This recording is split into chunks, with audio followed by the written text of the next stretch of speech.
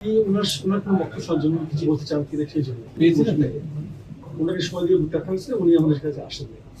আসসালামু আলাইকুম। আমরা আজকে এখানে উপস্থিত হয়েছি, আপনারা জানেন আমরা একটা তদন্ত করতে বসেছিলাম। তদন্ত আমাদের শেষ করে তদন্ত জমা দেওয়ার জন্য এসেছিলাম। আজকে আমরা তদন্ত জমা দিয়ে গেলাম।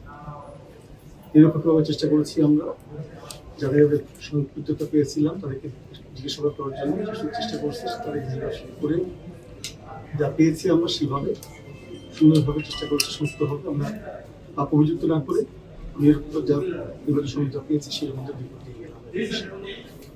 রিপোর্ট সংক্ষিপ্ত রিপোর্ট দেখে আপনার সুস্থভাবে কি আছে না আছে আমরা অভিযুক্ত করি। আমরা ইলেকশন সম্পর্কে আলোচনা করে এর সাথে বক্তব্য করছি। আমার রিপোর্টটা ঠিক হচ্ছে। এটা আমাদের বলা উচিত না। এটা বললে আপনারা জমা দেবেন তো এটা মন্ত্রণালয় থাকলে আপনার যত দরকার যা দরকার রিপোর্ট দিয়ে জানাবেন। 5+ স্টার রেটিং প্রাপ্ত দেশের সর্বোচ্চ বিদ্যুৎ সাশ্রয়ী ওয়ালটন এসি স্মার্ট কমফোর্ট এখন নেক্সট লেভেলে। মানে সাবেক যুব ক্রীড়া উপদেষ্টা সংশ্লিষ্টতা নিয়ে রিপোর্টগুলো হয়েছিল আগে, মানে যে কারণে তো আসলে তদন্ত কমিটি নিরপেক্ষতা যাচাই, তো ওনাকে আপনারা ডেকেছিলেন আসলে জিজ্ঞাসা করতে হবে যে ওনার কোনো বক্তব্য শোনার জন্য কিছু বলতে চান কিনা সেই জন্য ম্যানেজ করার জন্য আমরা কিন্তু ওনাকে সময় দিয়ে দেখা হয়েছে, উনি আমাদের কাছে আসেন। আচ্ছা স্যার, আমার একটা প্রশ্ন সম্পর্ক সেটা হচ্ছে যে আপনার নির্বাচন তো পরিচালনা করছেন নির্বাচন কমিশন, আপনারা কি নির্বাচন কমিশনকে ডাকছেন? কারণ যত কাউন্সিলরের বৈধতা দেওয়া এবং আপনার প্রার্থীদের বৈধতা দেওয়ার ব্যাপারে বলি সংশ্লিষ্ট সবাইকে আমার চেষ্টা করেছে। ওনাকে আসেন নাই,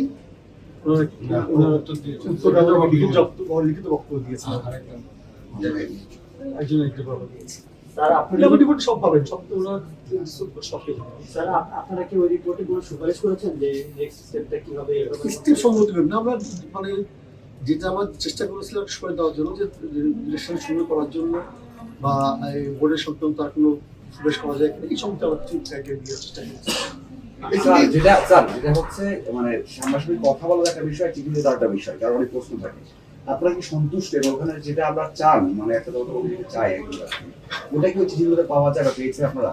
ব্যাপারটাকে তো বলা জিনিস যে চেষ্টা করছি আমরা জুডিশিয়াল করতে না বসে নেই, কোনো আমরা একুশ তৈরি নাই, কোনো চার্জ ফ্রেম তৈরি নাই। আমরা কাউকে অভিযুক্ত করে কাউকে তার বিরুদ্ধে আমরা কিভাবে টাইমে যেমন 342 মাধ্যমে নিয়ে আসতে হবে জানতাম, আমরা এই প্রসিডিউর যাইনি।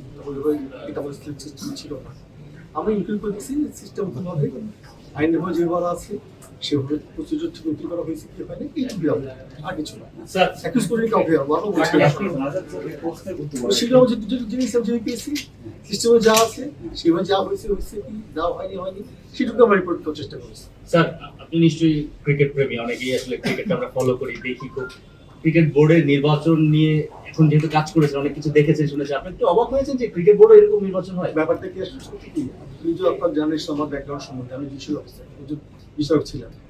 আমি আসলে ক্রিকেটের আনুমানিক টিভিতে বসে খেলা দেখা ছাড়া আমার কোনো অভিজ্ঞতা সংশ্লিষ্ট বলতে জানা বলছে আমাকে নিরপেক্ষ বিষয় ক্রিকেটের সময় হয়েছে। মানে আমার প্রশ্নটা ছিল স্যার এরকম, সরি ইন্টারাপ্ট করলাম, যে ক্রিকেট মানে ফলোয়ার, আপনি ক্রিকেট দেখেন অন্যরকম একটা জগৎ, এই যে ভিতরে ইনডেপথ এখন দেখে মনে হচ্ছে যে ক্রিকেট বোর্ডে এরকম কিছু হয়।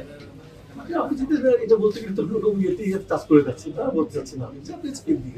স্যার আমার একটা প্রশ্ন সেটা হচ্ছে নিশ্চয়ই ক্রিকেট বোর্ডের আপনি কনস্টিটিউশনটা আপনারা কি দেখছেন, এই বিদ্যমান কনস্টিটিউশন অনুযায়ী কি আসলে ক্রিকেট বোর্ডের নির্বাচন ব্যবস্থা কি মানে ভবিষ্যতে আপনার হস্তক্ষেপ মুক্ত করা সম্ভব কিনা? ভালো আমরা সুপারিশ করেছি কিছু, আপনাদেরকে নিয়ে সুপারিশ আমরা করেছি। যেটা হয়তো এই সুপারিশের মধ্যে কনস্টিটিউশন অ্যামেন্ডমেন্ট ব্যাপারটা আছে কিনা? আচ্ছা থ্যাংক ইউ সবাইকে। Thank you sir. Thank you.